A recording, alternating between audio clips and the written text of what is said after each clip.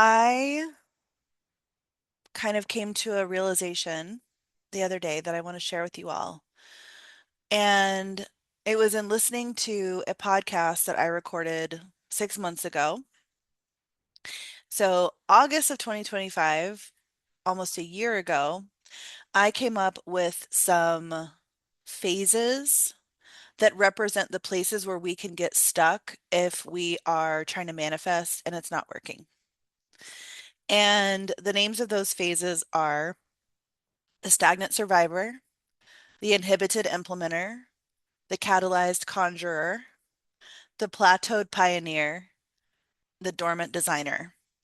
And then once you're able to move through those phases, you get to magician or sorceress or sorcerer. So I have this course in my mind that's called Seed of the Sorceress or Seed of Sorcery. And I love that. I haven't put it into the world yet, but I love thinking in those terms. And to me, the sorceress is the person who's just in ongoing creative magic with life. So whether that is in flow and life is delightful, or come up against something that feels like friction, but know how to move through it and create from it. And again, these are phases. So it's not just you are one thing and that's it, or even that you are one thing at one time and that's it. Usually, different areas of your life are going to move through these phases. So, this is what I realized when I was listening to my podcast that I recorded 6 months ago. It was about the stagnant survivor. And I don't know why I listened to it. It popped up on my YouTube, and I was like, okay, let me just check this out. Because I knew after I recorded it and I listened to it 6 months ago, I was like, this is kind of boring. This time I listened to it and I was like, oh man, this relates to me. So I want to share about that, but I also want to talk to you about where you might be a stagnant survivor in your life. So I'm going to pull out my trusty document here.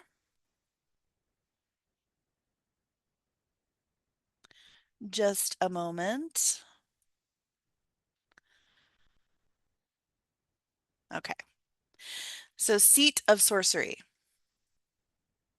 Again, this would be the place where you are in magical co-creation with the universe, or another way I like to call it is universal intercourse. And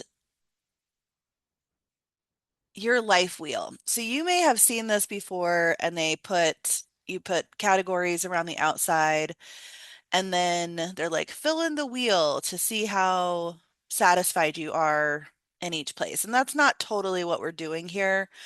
I don't think they're like, you want your wheel to roll smoothly, so you want all the categories to be fulfilled equally. And I don't know many people where that's just true. A few, like maybe a few, literally maybe two or three people. But for most of us, we have areas that are a lot more full, and then we have areas that are a lot more challenging. And again, this is what I recognized when I listened to my podcast the other day, this part of my life that's been a challenge that I just was kind of living out over and over without a lot of consciousness. So you're going to go through this process with me. Ready? Or you're going to do this process for yourself, and then I'm going to share my experience. So if you like, you can check out this wheel of life and you can add in categories that matter to you. So I put up here some options. You can choose some, you could choose them all. You can make up your own. Health, intellect, values, romantic relationships, spiritual life, parenting, money, work, career, purpose, passion, hobbies, friendships, family, adventure, play, community, environment. What matters to you now is really in this process how you would fill out this wheel. What categories matter to you now? And you would just add those words around each set of spokes or in between each set of spokes. Okay, so now we're getting into the stagnant survivor. And this is what you want to ask yourself. In what areas of your life In what area or areas of your life do you experience these things? It may be none of them, but again, for me, I was like, whoa. It pointed to something. Repetitive dramas. So this can be a drama that you're playing out with somebody else, and this could be a drama that you're playing out with yourself. So this could be like the same conflict that you're experiencing at work over and over. This could be the missing a payment and then having to pay a late fee over and over and over again. So, what area of your life do you have a drama that keeps playing out? And very related to that, mental looping. So this is when you are looping in your head about the same thing over and over and over again. Exhaustion from maintaining where you currently are. And this is like you may have tried to do different. You may have tried to make it different. You may have efforted in this direction, but to make change, but it feels exhaustive. It feels like it's not working. And you keep feeling like you're resetting back to the beginning. Or you're just doing the bare minimum and you're exhausted by it. So it could look like either of those things. Rescue fantasies. So it could be all of these relate to this category in your life, or it could be some of them. Rescue fantasies. You catch yourself waiting for something outside of you to fix your situation. That could be a person wanting to be rescued by a person. I find that a lot with people who like whether it's money or relationships, that's a big one where people want an external person to rescue them. But it can show up in other ways as well. It doesn't have to always be a person. But like waiting for some external change to make a difference. To like really shake it up.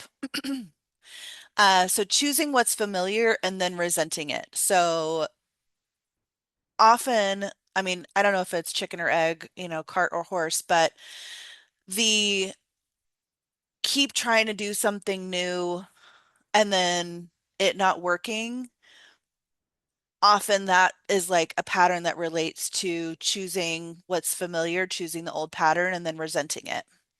So consistently choosing what is familiar or cycling back to what's familiar, even if you don't like the results there, and then resenting that you are back at the same place. One of our themes here is looping. If you're looping, that's a sign that you're in this phase. Catastrophic if then thinking or all or nothing thinking. Your primary emotion is fear that making the change you imagine could lead to disaster, or you're frustrated trying the same thing over and over, starting back at square one. It feels like it has to be everything or nothing. Like if this was related to like dieting or something, like I have to be all the way 100% or nothing at all. So catastrophic if then thinking or all or nothing thinking. Desire for peace and freedom. All you want is to just be free from these circumstances, to take it off your fucking plate, your mental plate, your emotional plate, your physical plate, just freedom, not have to deal with it. Childhood echoes, you may recognize if you're a very aware person that what you're experiencing in this part of your life does feel similar to things you grew up with. Some of those same patterns are playing out. Maybe you're saying to yourself some of the things that you heard from whoever your parental figures were. And stale energy. So, what you keep cycling through in this area of your life is old, boring, and frustrating. Is it ever going to be different? And it's probably the thing that you look back on and be like, this has been my struggle my whole life, or a very large chunk of it. I've never gotten this right. Is this always going to be this way? So if you recognize a part of yourself in this, tell me what it is. I want to know. Because this was like really a bit revelatory for me the other day. And the reason it was, is because I'm like, oh, well, if I can see myself in this, I know how to help myself. That's what I do. But I wasn't seeing it before. And again, I will tell you my what I came up with, but I like you kind of listening for yourself first. So, again, this is the phase of the stagnant survivor. See if there's anything new in this section. If you recognize yourself in the previous prompts, you're experiencing the stagnant survivor. This doesn't necessarily mean you're in an overall state of survival, though you might be, but it does mean the part of you identified here is stuck. In this phase, you're basically doing what you can to minimize pain and instability. While you may appear functional, competent, and responsible, your internal life is looping and just maintaining.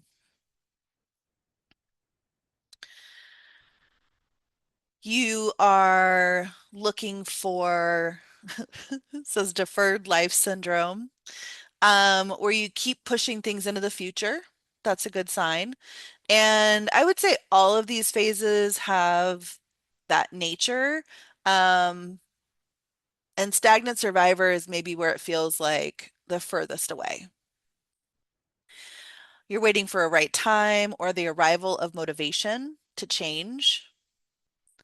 And you're waiting for an external force to rescue you or force your hand.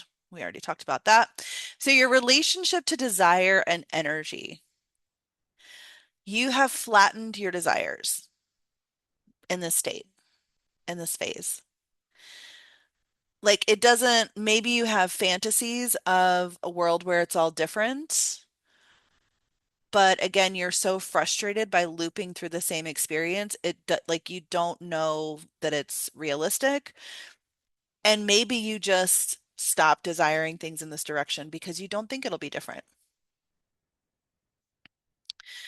Specific exhaustion, again, you're exhausted. You feel like you've tried everything, and maybe that's not totally true. Maybe you've tried some of the same things over and over. I'm just saying from my own experience of being in this space. Emotional suppression, hypervigilance.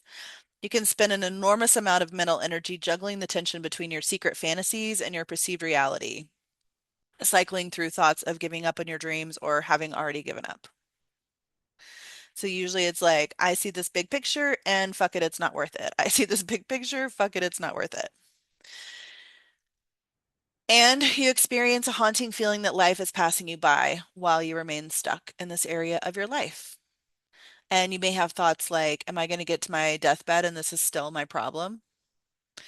Am I going to care when I'm at my deathbed if this is still my problem? You may have built an identity around endurance.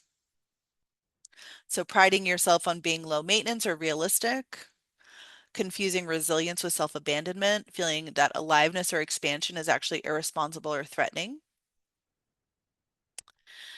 Common thought patterns, I just need to get through this week, or I just need to get through this day. I'll start tomorrow. That's a very common one.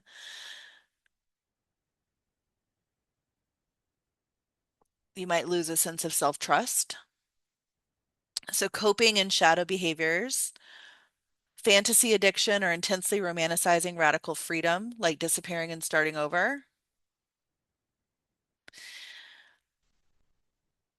Subtle martyrdom.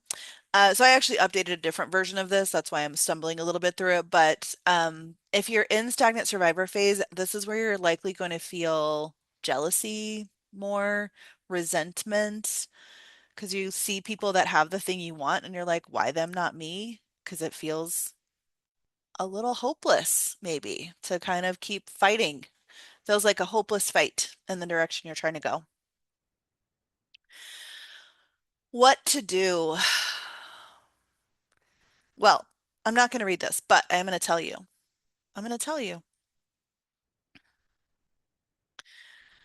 So this, if you're in this phase, this is where you would step into phase one of the 5 steps of ecstatic manifestation. And this is the point I'm going to be getting to today. And the first stage of the 5 steps of ecstatic manifestation, they are also phases. Like you can kind of start wherever, but without the first one, you're going to have limited results. And the first one is about clearing your space. And the specific tools that I talk about in my work are tracking and signaling somatic safety. That's how you clear your space. These are often overlooked. These are often bypassed by me included. I'm like, I don't want to track. I just want to get to work. I just want to do it. What's the big deal?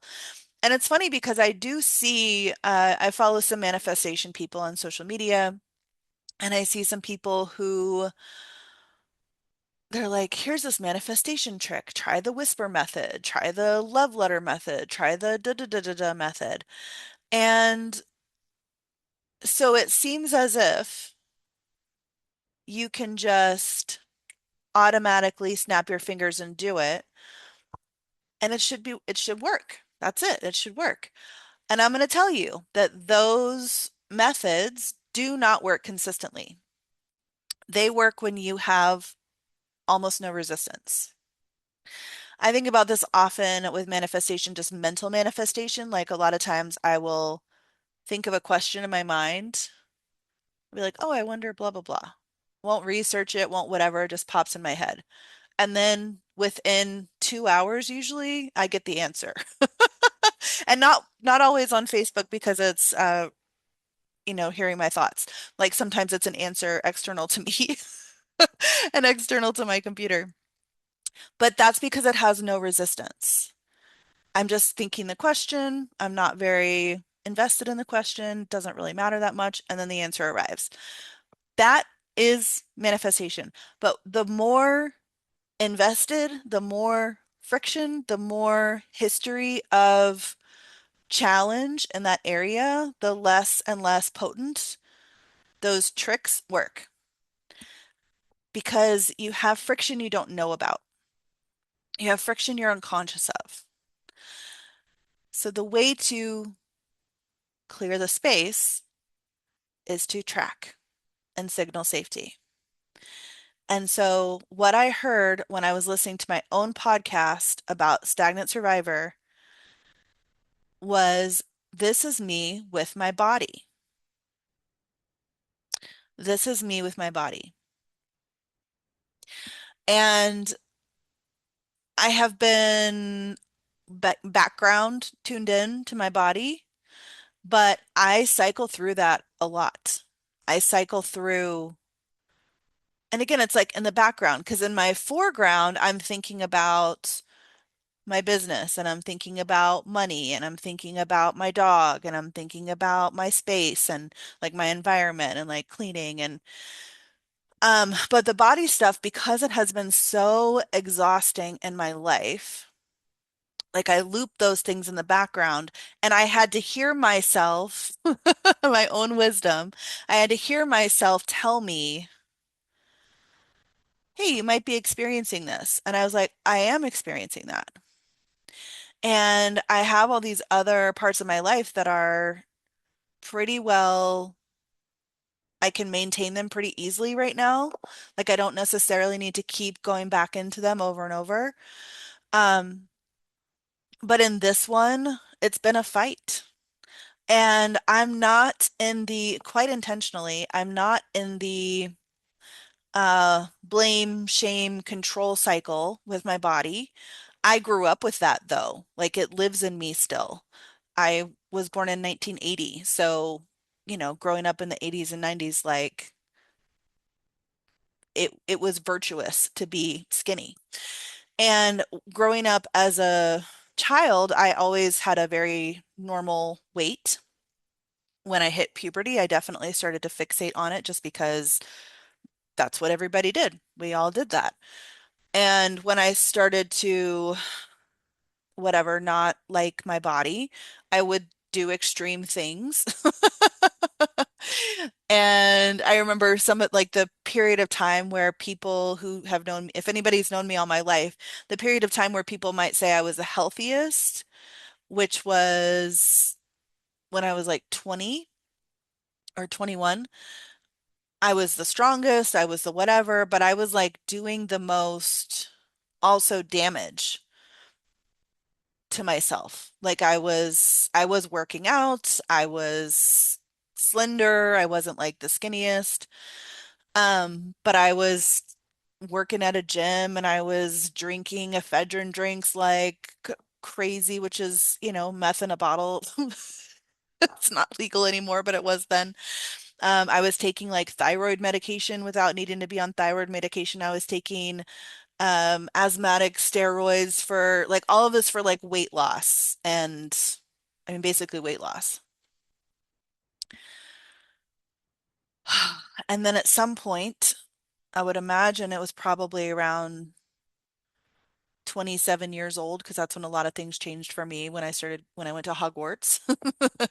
I stopped fixating on my body that way and I let go of doing harmful things like that to try to fit an image. But I mean, and I started gaining weight when I was 20. I took Depo-Provera shot. I maybe just one. It was like a birth control that lasts 3 months. It's progesterone. And I gained 30 pounds in 3 months. And since then, it's been an uphill battle that most of the time I'm not winning. I don't know that I'm losing, but I'm not winning. And most of the time I'm like, okay, I'm just gonna, like, I'm not focused on my visual, like what I look like visually to other people. And when it feels like such a fight and it feels like such a challenge, then I stop trying to manage it. But I did hear myself again in my podcast the other day, and I was like, yeah, this loop plays in my mind all the time. Even when I'm not trying to lose weight, be stronger, whatever the stories are, I still wake up with like, what did you eat yesterday? And is that okay? Should you wake up feeling guilty? Do you feel good about what you did? Like it's just a loop. It's just a loop. And that is the stagnant survivor place. It's the loop and it's the challenge with making any kind of progress. And then it's choosing the old behavior again, whether out of comfort or safety or exhaustion or giving up. Like it could be any of those, it could be all of them. And then kind of just staying where you are. So, what to do? I said when I saw myself in it, I was like, oh, I know what to do. I'm starting at the beginning. Phase one, clearing the space. So tracking and signaling safety. Now, I just started tracking yesterday.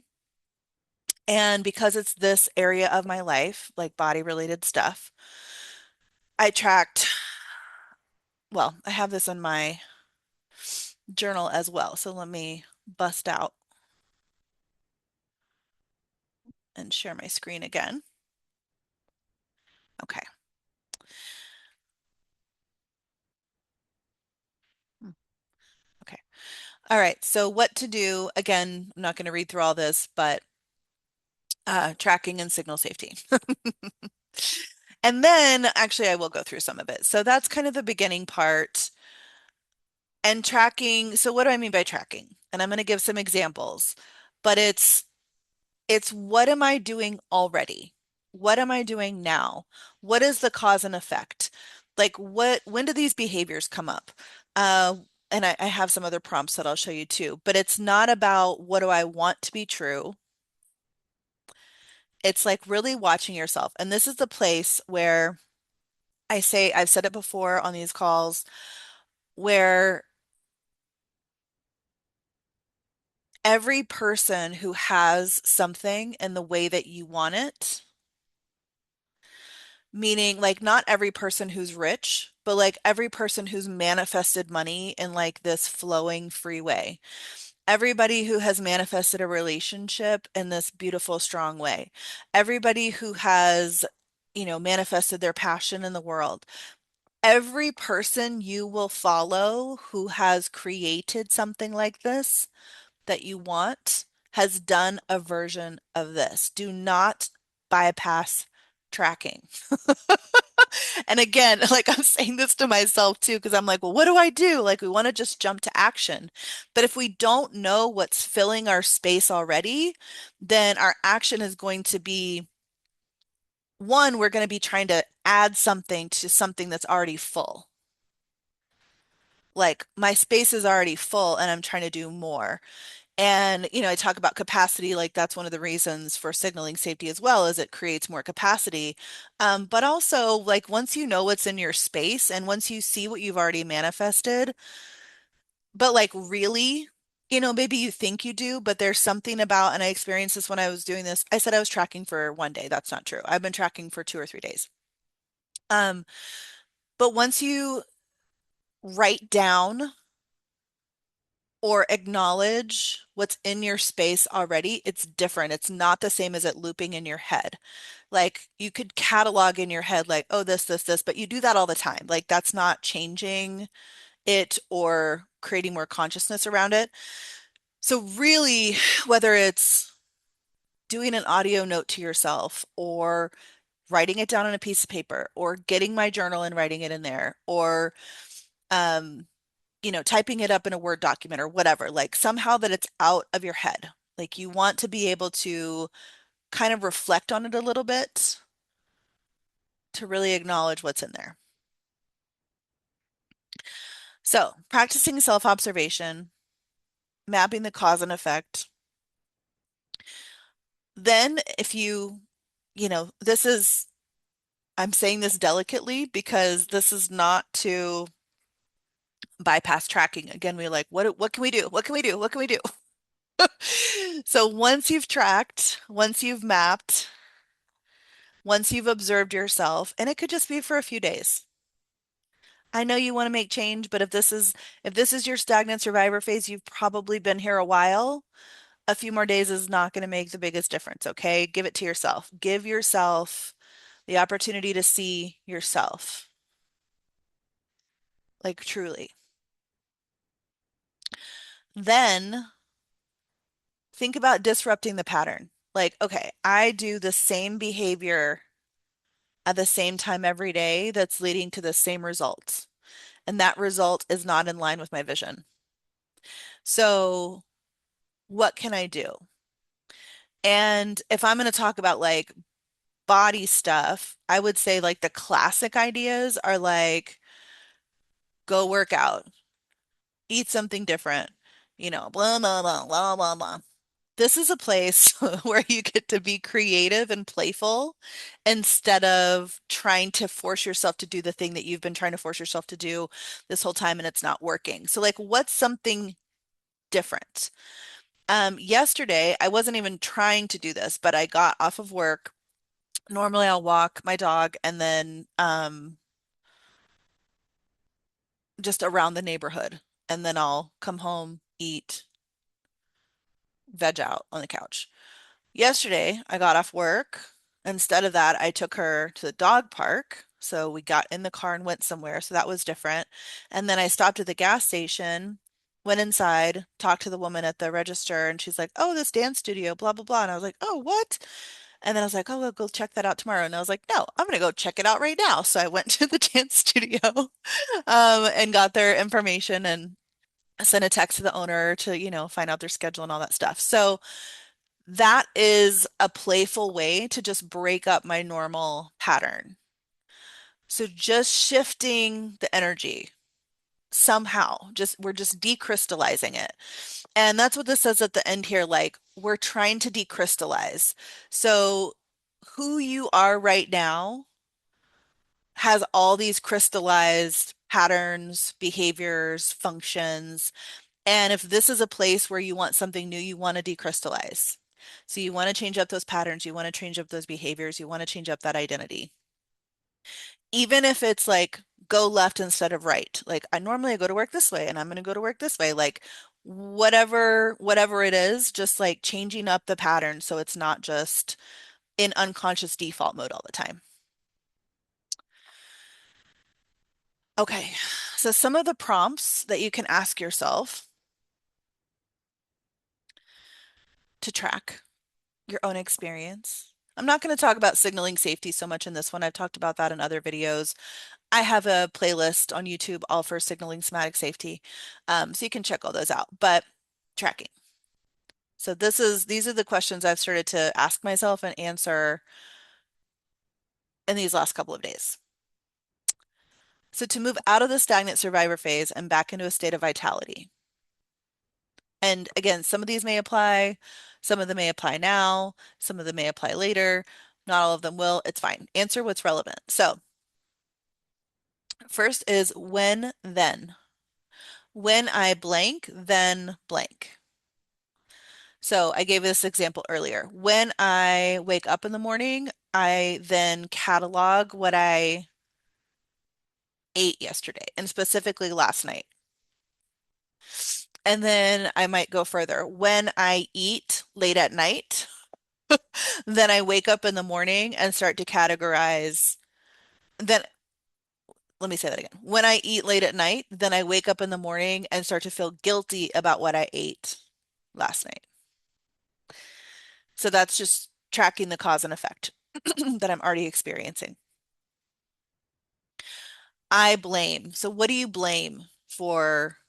Like usually the stagnant survivor blames somebody, blames something. There's something outside of them that's the cause. And this one is very interesting. So one of the things I wrote down for myself was I blame Depo-Provera. I already mentioned that. Like when I was 20 years old, took the shot once, gained 30 pounds, struggled ever since. And when I wrote that down, again, I've said this to people before and it didn't really change it, but I wrote it down and I looked at it and I was like, this is now 26 years later. Maybe it's a little silly for me to keep blaming blaming a shot I had when I was 20 years old. Like, you know, so and I wrote some other things too, and it was very interesting to see like I blame this. I'll just tell you. So I blame um I blame how I was raised. I blame the conflict between like my two parents' parenting style with food and how I was raised. And then I blame the patriarchy for their the way that they thought and the way that they raised me. And then I blame I blame the Catholic Church for creating this version of the patriarchy. I just like kind of went back and back and back and I was like, yeah, I mean, I could blame the Big Bang. You know what I mean? Like, and so again, like getting it out, getting it down on a piece of paper, and I was doing it on my computer, so it doesn't have to be handwritten. Um, but I was able to look at it and be like, okay, like, cool. Yes, I did. I was raised this way. Fine. But it's again, here we are, 28 years later. Like, is this really what I need to keep living out? No, it's not. I can't because. So like, I can't reach the, version that I'm looking for because. And I mean, these could be things that you really think, like these could be real reasons, or they could be things that you like emotion-based, fear-based, things like that, that maybe you don't believe, but like you tell those stories to yourself. I have tried. So what have you already tried? If I fail, I'm afraid that if I succeed, I'm afraid that I deeply resent. So that could be similar to the I blame, but what do you resent? It might even be people. I mentioned jealousy, things like that. And then another one, again, I updated this in another version, but what progress have you actually made that you don't see because you're in this state? Like, it's really easy to make progress and then be like, that's it, I didn't make anything. So, what progress have you made? And then I would say this comes like at the end of this, because again, I don't want this to be like a bypassing tool, but like, what are you grateful for in this part of your life? And that's kind of related to like, what is working? What progress have you made? Like, but really, real, not like I'm trying to force myself to feel good about it. Because this is a blinding phase. You put your blinders on, you're like, "Arr, arr, arr." Like for me, some of the progress that I've made is I am having regular and full bowel movements, which is great. I was traveling a lot before living here and I wasn't. The way that I was eating was like all over the place. The just travel itself, like I don't, I'm not very regular. So now I'm having that. I also was having debilitating plantar fasciitis just a couple months ago, and that is nearly gone. I was feeling really uh, particularly inflamed and um, yeah, I mean, I guess just inflamed. Like I was experiencing a lot of inflammation that like made me not feel very mobile. I'm not feeling that now. I have energy. I've been doing some strength training workouts just like out of desire. And I love afterwards I can like feel my butt muscles and things like that. So I have progress and it all feels good. And so I want to own that. And then here I own, so that could be the things like I was just talking about, but also what is your responsibility in creating the situation that you're in? What are you doing? That's, I don't think I've answered that one for myself yet, so I'm going to get there. Not in this video. Okay. Now, the final thing that I wanted to say about this is, I mean, I myself, as my own, I was telling a friend the other day that I feel like I'm like reparenting myself by going through this process. Like, I got a lot from my parents, but the emotional care, they didn't know how to do necessarily that well, or they didn't know how to do it for me that well. And so through me doing this journal since the beginning of April, not just what this body related part is like a way of me kind of reparenting myself. And I just really appreciate that. But I then go through the phase of, well, what do I do with all of this? What do I do with all of this? Like, okay, cool. So one thing is, this is why you don't want to rush the tracking. One thing is, when you track, things will start to shift on their own. When you are calling conscious awareness to things, they're going to start to shift. And the more neutral you can be about the things you're tracking, the better. So it's not like creating a list to feel guilty about later or to shame yourself or be like, I suck, but just like, oh, this is like, let yourself be curious about it. Like, oh, I do this thing. Like for me, some of my win thens, like yesterday I watched myself. So even though I did go to the dog park, go look at the dance studio, then come home, I still got like some snacks and whatever, and I was watching myself eat them. And then I got that serotonin hit. And I was like, "Oh, that's why." Like one is that there's something that signals like the end of the day ritual that like I'm done for the day. So that's a big chunk. And then also that serotonin hit. And those are real things. And I'm like, if and when I'm ready to change this behavior, those are things I still want to offer myself. I still want to give myself serotonin. I still want to give myself like a end of the day ritual. So I just want to be aware that those things are part of why I'm doing what I'm doing. But tracking them, they're going to start to change on their own. And then if you try to force an action before like too early, like you haven't tracked very long, and you try to force an action, you're just going to send yourself back into the same cycle. So the older this pattern is, the older this struggle has been, the more you want to stay curious about it and stay interested about it. So I have the thing where I'm like, I'm reparenting myself. I'm coaching my own self through this process. So I'm playing both parts. And the part of me that's the client is like, well, what do I do? What do I do? What do I do about this? Do I have a tool? Do I have a bridge to get me to the next place? Um, so that's a real thing. And I was on my walk this morning with my wonderful dog, and I was like, no, the real thing right now is, and I'm going to do this when I get off this call. I'm going to look at my tracking from yesterday. I'm still going to track for the next couple of days without trying to change my behavior. But the real thing is looking at these things and just recognizing these are the things that are taking up my space. And when I frame it that way, these are the things that are taking up my space. These emotions, these behaviors, these, in my case, these foods, these feelings, these limiting thoughts. Like these are the things that are taking up my space. And what I actually want my space to look like is blankety blank blank blank. I haven't quite gotten there.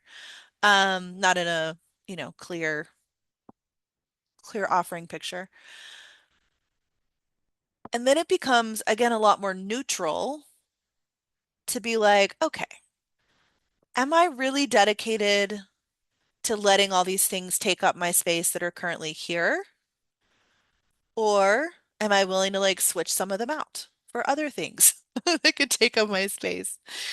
And that takes so much of the pressure off of what do I need to do? How am I ever going to stop bloody bloody blying? Like, am I committed to eating chips after work every day? Like, that's in my space right now. Eating chips after work is in my space right now. Am I committed to that? I recognize this through my tracking. Like, I actually eat well throughout the day, and then it's just that nighttime ritual. Um, and that's okay. Like I said, I feel the serotonin hit. I feel the end of work ritual, end of day ritual. And so I just get to like question, like, okay, is this still what I want? Is this still what I want? Do I want to keep doing this? And it just becomes simple. Becomes a simple question. Like I can now see it. And again, I'm not done with this process, so, um, I can now see it. Do I want to keep investing this way? I'm going to leave it there. Please drop a comment if you got something from this for yourself. I would love to hear about it.